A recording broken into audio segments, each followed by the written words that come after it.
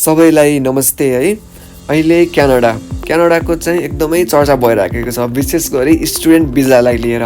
Working भिजाको पनि चर्चा हुँदैछ, तर स्टुडेन्ट भिजाको चाहिँ अलिक बढी नै हुँदैछ। अब तपाईँहरू जुन भिडियो हेर्दै हुनुहुन्छ, तपाईँहरूमध्ये कतिजना त अब आइएल्स गर्दै हुनुहुन्छ होला है, कोही अब +2 गर्दै हुनुहुन्छ होला, कोही ब्याचलर गर्दै हुनुहुन्छ होला है, कोही चाहिँ अब क्यानाडा स्टुडेन्ट भिजा प्रोसेसिङमै हुनुहुन्छ होला है, सबै हुनुहुन्छ होला।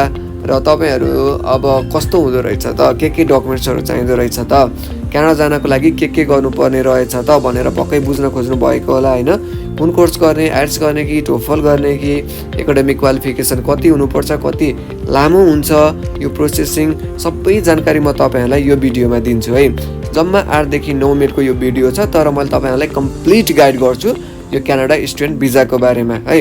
अरू भिडियो भन्दा यो भिडियो चाहिँ एकदमै सर्ट पनि छ, तपाईँहरूको टाइम पनि बच्छ र भिडियो हेर्नलाई टाइम छैन भने भिडियोलाई सेभ गर्न पनि सक्नुहुन्छ र भिडियोलाई डाउनलोड गरेर पछि राख्न पनि सक्नुहुन्छ है त। र मैले अलरेडी नै पहिले तपाईँहरूलाई अस्ट्रेलिया भिजा प्रोसेसिङको, त्यसपछि साइप्रस भिजा प्रोसेसिङ यिनीहरूको बारेमा भिडियो बनाएर मैले पोस्ट गरिसकेको छु। माथि आई बटनमा ट्याप गरेर पनि हेर्न सक्नुहुन्छ भने चाहिँ तपाईँहरू मेरो प्लेलिस्टमा गएर पनि हेर्न सक्नुहुन्छ है त। अब आउँ क्यानाडामा। अहिले चाहिँ ग्लोबल्ली त स्टुडेन्ट्सहरू गइ नै राखेको छ है, तर नेपाली स्टुडेन्ट्सहरू पनि बढीभन्दा बढी मात्रामा चाहिँ अहिले क्यानाडा नै प्रिफर गर्नुहुन्छ, किनकि त्यहाँ भनेको चाहिँ तपाईँहरूको लो ट्युसन फी छ, अनि त्यसपछि लिएर गएर वाइड रेन्ज अफ कोर्सेस छ, अनि त्यहाँको वेलकमिङ एटमोस्फियर छ, अनि फ्युचर स्कोप पनि त्यहाँ एकदमै राम्रो छ।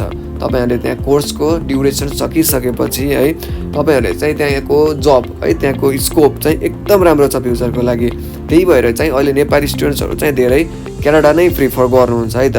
र अब यसको प्रोसेसिङको बारेमा बुझ्ने हो भने तपाईँहरू सबैलाई थाहै छ, फर्स्टमा हामीले चाहिँ IELTS, टोफल अथवा पिटी मध्ये चाहिँ कुनै एक गर्नुपर्ने हुन्छ है, कुनै एक गर्नु पर्यो। यो तीनटै भनेको चाहिँ इङ्ग्लिस प्रोफिसियन्सी टेस्टभित्र पर्ने हो। त्यही भएर चाहिँ मोस्टली यो क्यानाडियन युनिभर्सिटीहरूले चाहिँ IELTSलाई प्रिफर गरिराखेको हुन्छ, तर तपाईँहरूले चाहिँ जुन गर्दा पनि हुन्छ त्यो युनिभर्सिटी हेरेर पनि हुन्छ है त। र यसको स्कोर भनेको चाहिँ तपाईँको कम्तीमा पनि ओभरअल स्कोर तपाईँको 6 र 6 भन्दा माथि हुनुपर्छ, र तपाईँहरूको अल ब्यान्ड जस्तै कि तपाईँको रिडिङ, लिसनिङ, स्पिकिङ, राइटिङ यसमा पनि तपाईँको 6 नै हुनुपर्छ। यदि कुनै ब्यान्डमा पनि तपाईँको 6 भन्दा कम छ है, जस्तै कि मानौँ तपाईँको राइटिङमा 5.5 छ, अनि त्यसपछि तपाईँको ओभरअल स्कोर चाहिँ तपाईँको 6 अथवा 6.5 छ भन्यो भने चाहिँ यस्तो अवस्थामा पनि तपाईँले अप्लाई नगर्नुहोस् है, किनकि तपाईँहरूको चाहिँ ओभरअल ब्यान्ड स्कोर पनि 6 भन्दा माथि, प्रत्येक तपाईँको यो जुन पार्टहरू भयो लिसनिङ, रिडिङ, राइटिङ र स्पिकिङ यिनीहरूको पनि 6 नै हुनुपर्छ है। यदि कुनै कन्सल्टेन्सीले तपाईँलाई यो केही फरक पर्दैन, एक्सेप्ट हुन्छ भन्यो भने भ्रममा नपर्नुहोस्, किनकि तपाईँ यो भनेको पैसा बर्बाद र समय बर्बाद हुन्छ है त। अब कुनै युनिभर्सिटीले त लिएला, तर मोस्ट अफ द युनिभर्सिटीले चाहिँ लिँदैन है। अब तपाईँहरूले आइएल्स गरिसकेपछि अब तपाईँले चाहिँ युनिभर्सिटी चुज गर्नुपर्ने हुन्छ, कोर्स चुज गर्नुपर्ने हुन्छ। फर इक्जाम्पल तपाईँ आइटी गर्न चाहनुहुन्छ भने चाहिँ अब तपाईँ क्यानाडाको कुन युनिभर्सिटीमा आइटी गर्न चाहनुहुन्छ त, त्यो युनिभर्सिटी र कोर्स छान्नुहोस्। कोर्स छानिसकेपछि त्यो युनिभर्सिटीमा तपाईँले अफर लेटरको लागि अप्लाई गर्नुहोस् है। अफर लेटर अप्लाई गरेको तपाईँको लगभग 3 देखि या 4 है, त्योभन्दा छिटो पनि हुनसक्छ, र मिनिमम भनेको चाहिँ तपाईँको 2 देखि 4 हप्ताभित्र चाहिँ तपाईँले रिसिभ लेटर पाउनुहुन्छ तपाईँको पढ्न खोजेको युनिभर्सिटीबाट है त। अब त्यो अफर लेटरमा भनेको तपाईँको त्यहाँ पढ्दा कति समय लाग्छ त्यहाँ पढ्नको लागि, कुन कोर्स हो, अनि त्यसपछि कोर्सको ड्युरेसन कति हुन्छ, ट्युसन फी कति लाग्छ, स्कलरसिपहरूको प्रोग्रामहरू के छ, सम्पूर्ण कुराहरू चाहिँ तपाईँलाई त्यहाँ दिएको हुन्छ। त्यही भएर अफर लेटरलाई तपाईँले राम्रोसँग हेर्नुपर्ने हुन्छ। र यो भइसकेपछि तपाईँले अर्को स्टेप भनेको डकुमेन्ट्सहरू रेडी गर्नुपर्ने हुन्छ, र यो डकुमेन्ट्सहरू राम्रोसँग हेरेर बुझ्नु होला है। जुन मैले देखाउन गइराखेको छु, यदि एउटा पनि तपाईँको मिस भयो भने चाहिँ तपाईँको भिजा सिधै रिजेक्सन हुन्छ है। तपाईँले पछि कुन कारणले मेरो भिजा रिजेक्ट भयो भनेर तपाईँले हेर्न पाउनु हुँदैन, कुनै एउटा कारण पनि पोइन्ट आउट हुँदैन। त्यही भएर चाहिँ तपाईँले एकदमै सबै डकुमेन्ट्सहरू एकदम प्रोपर हुनुपर्छ है।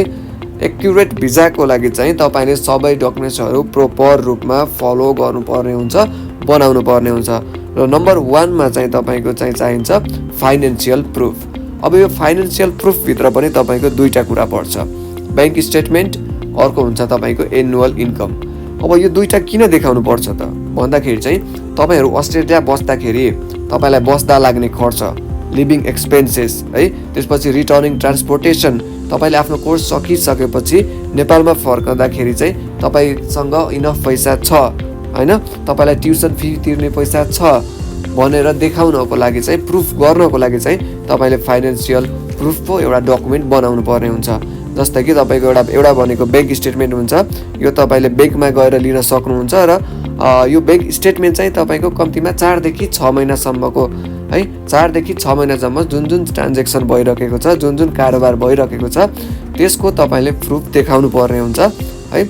अनि त्यसपछि तपाईँहरूको चाहिँ कम्तीमा पनि 40 लाख प्लस चाहिँ तपाईँको इन्कम छ भन्ने तरिकाले तपाईँले ब्याङ्क स्टेटमेन्टको चाहिँ प्रुफ निकाल्नु पर्ने हुन्छ। अर्को भनेको चाहिँ तपाईँलाई चाहिँ वडाले दिन्छ है, वार्ड तपाईँ कुन वार्डमा हुनुहुन्छ त्यो वार्ड कार्यालयमा गएर तपाईँले एनुअल इन्कम निकाल्न सक्नुहुन्छ। यो एनुअल इन्कमभित्र चाहिँ तपाईँले जब गर्नुभएको छ भने चाहिँ जब गरेर तपाईँले 1 वर्षमा कति आम्दानी गर्नुहुन्छ, यदि तपाईँले बिजनेस गर्नुभएको छ भने तपाईँले त्यो बिजनेसबाट 1 वर्षमा कति आम्दानी गर्नुहुन्छ त हो, त्यसको एनुअल इन्कम चाहिँ तपाईँले बनाउनु पर्ने हुन्छ। यो बनाउनको लागि तपाईँले वार्डमा गएर बुझ्न सक्नुहुन्छ है त। त्यसपछि अर्को भनेको तपाईँलाई पासपोर्ट चाहिन्छ, त्यसपछि इङ्ग्लिस प्रोफिसियन्सी टेस्ट, तपाईँले आइएल्स गरेको हो कि टोफल गरेको हो कि पिटी गरेको हो, यो पनि चाहिन्छ। अर्को भनेको तपाईँको एनओसी भन्ने हुन्छ, यो भनेको नो अब्जेक्सन लेटर, यो पनि तपाईँहरूले बनाउनु पर्ने हुन्छ। अर्को भनेको तपाईँको भिजा एप्लिकेसन फर्म तपाईँहरूले भर्नु पर्ने हुन्छ है, अनि त्यसको पनि तपाईँहरूले सम्हालेर राख्नुपर्ने हुन्छ भिजा एप्लिकेसन फर्मलाई। अनि अर्को भनेको तपाईँको एकाडेमिक क्वालिफिकेसन, तपाईँको क्वालिफिकेसन कति हो, +2 हो कि ब्याचलर हो कि जुन पनि हो त्यसको तपाईँलाई प्रोभिजनल सर्टिफिकेट चाहियो, ट्रान्सक्रिप्ट चाहियो, क्यारेक्टर सर्टिफिकेट चाहियो है, सबै चाहियो। यो चाहिँ तपाईँको एकाडेमिक क्वालिफिकेसन भयो। लिएर गएर चाहिँ तपाईँहरूलाई अब अर्को भनेको मेडिकल इन्सुरेन्स अनि मेडिकल रिपोर्ट, तपाईँले मेडिकल इन्सुरेन्स गर्नुपर्ने हुन्छ होइन, इन्टरनेसनली ट्राभल गर्नको लागि। त्यसपछि तपाईँको मेडिकल रिपोर्ट पनि चाहिन्छ, तपाईँ स्वस्थ हुनुहुन्छ कि नै। त्यसपछि तपाईँको पुलिस रिपोर्ट चाहिन्छ, तपाईँले कुनै क्राइम गर्नुभएको थियो कि थिएन त भनेर चाहिँ हेर्नको लागि तपाईँको पुलिस सर्टिफिकेट चाहिन्छ। त्यसपछि अर्को भनेको तपाईँलाई अफर लेटर चाहिन्छ, जुन युनिभर्सिटीमा पढ्न चाहनुभयो त्यो युनिभर्सिटीले जुन सुरुमा तपाईँलाई अफर लेटर पठाएको थियो त्यो अफर लेटर पनि तपाईँलाई चाहिन्छ। र अर्को भनेको चाहिँ तपाईँलाई स्पोन्सरसिप लेटर। अब यो स्पोन्सरसिप लेटर भनेको चाहिँ तपाईँलाई क्यानाडामा पढ्नको लागि कसले स्पोन्सर गर्दैछ त, तपाईँको मम्मीले स्पोन्सर गर्दै हुनुहुन्छ कि है, तपाईँको बुबाले स्पोन्सर गर्दै हुनुहुन्छ कि, त्यो एउटा स्पोन्सरसिप लेटर चाहिँ बनाउनु पर्ने हुन्छ। अर्को भनेको तपाईँको एसओपी, यो एसओपी भनेको तपाईँको स्टेटमेन्ट अफ पर्पज भनिन्छ। यो स्टेटमेन्ट अफ पर्पजमा चाहिँ तपाईँ किन जाँदै हुनुहुन्छ क्यानाडा होइन, क्यानाडामा गएर नै तपाईँले यही स्पेसिफिक कोर्स, जस्तै तपाईँले आइटी चुज गर्नुभएको थियो भने तपाईँले आइटी किन गर्न चाहँदै हुनुहुन्छ, अनि त्यसपछि क्यानाडामै किन गर्न चाहनुहुन्छ र तपाईँले यही युनिभर्सिटीमा किन जान चाहनुहुन्छ भनेर एउटा एसे टाइपको है, एउटा निबन्ध टाइपको चाहिँ तपाईँले एउटा लेटर बनाउनु पर्ने हुन्छ, जसलाई चाहिँ हामीले एसओपी भन्छौँ, त्यो पनि चाहिन्छ है। अब तपाईँले यति गरिसकेपछि चाहिँ तपाईँले वार्डमा पनि काम गर्नुपर्ने हुन्छ है, तपाईँको वडा कार्यालय भन्छौँ हामीले होइन। त्यसमा चाहिँ नम्बर 1मा चाहिँ तपाईँले रिलेसनसिप सर्टिफिकेट बनाउनु पर्ने हुन्छ। अब यो रिलेसनसिप सर्टिफिकेटमा चाहिँ तपाईँको परिवारमा को हुनुहुन्छ उहाँहरू सबैको फोटो अनि त्यसपछि साइन गरेर चाहिँ एउटा रिलेसनसिप सर्टिफिकेट बनाउनु पर्ने हुन्छ, यो वडाले पनि बनाइदिन्छ है। अर्को भनेको तपाईँको हामीले अहिले नै छलफल गरिसक्यौँ एनुअल इन्कम सर्टिफिकेट, यो पनि हामीले वार्डबाट नै बनाउनु पर्ने हुन्छ। लिएर गएर अर्को भनेको ट्याक्स क्लियरेन्स सर्टिफिकेट, यो भनेको तपाईँको घर जग्गाको करहरू भयो, विभिन्न करहरू भयो, तपाईँले समयमा तिर्नु भएको छ कि छैन त भनेर एउटा ट्याक्स क्लियरेन्स सर्टिफिकेट गराउनु पर्ने हुन्छ, यो पनि वार्डबाट बनाउन सक्नुहुन्छ।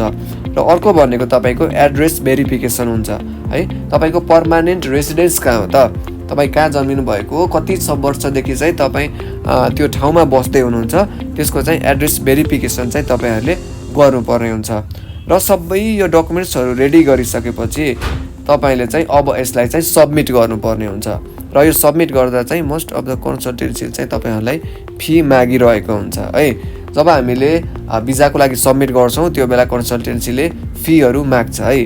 अनि अर्को भनेको चाहिँ तपाईँले 4 देखि 8 हप्तासम्म कुर्नुपर्ने हुन्छ। यति वेट गरिसकेपछि चाहिँ तपाईँको भिजा एप्रुभ हुन्छ। अर्को क्यानाडाको प्लस पोइन्ट भनेको चाहिँ तपाईँहरूले वहाँ क्यानाडा जानुभन्दा पहिले नै तपाईँले नेपालबाट नै युनिभर्सिटीको फी चाहिँ पे गर्न सक्नुहुन्छ। जस्तै कि त्यहाँको ट्युसन फीहरू भयो, अनि त्यहाँ तपाईँ कति लामो समयसम्म पढ्ने हो यसको फी चाहिँ तपाईँले नेपालबाटै दिन सक्नुहुन्छ। यो पनि एउटा प्लस पोइन्ट रहेको छ है त। र तपाईँहरू नदिनु होला, हरेक काम चाहिँ तपाईँलाई कन्सल्टेन्सीले सहयोग गर्छ। वार्डको काम होस् वा डकुमेन्ट बनाउने काम होस्, यसरी चाहिँ तपाईँ क्यानाडा जान सक्नुहुन्छ। यो सब डकुमेन्टहरू पुरा गरिसकेपछि र यो सुरुको स्टेपदेखि अन्तिम स्टेप सबै गरेपछि तपाईँ सजिलै रूपमा तपाईँको भिजा लाग्ने गर्छ। र आजको भिडियो तपाईँहरूलाई कस्तो लाग्यो, मेरो एक्सप्लेनेसन कस्तो लाग्यो, यदि मनपर्छ भने लाइक, कमेन्ट, सेयर र सब्सक्राइब गर्न चाहिँ नभुल्नु होला है त। माया देखाउनु होला। म आगामी दिनमा नि यस्तै भिडियो लिएर आउनेछु।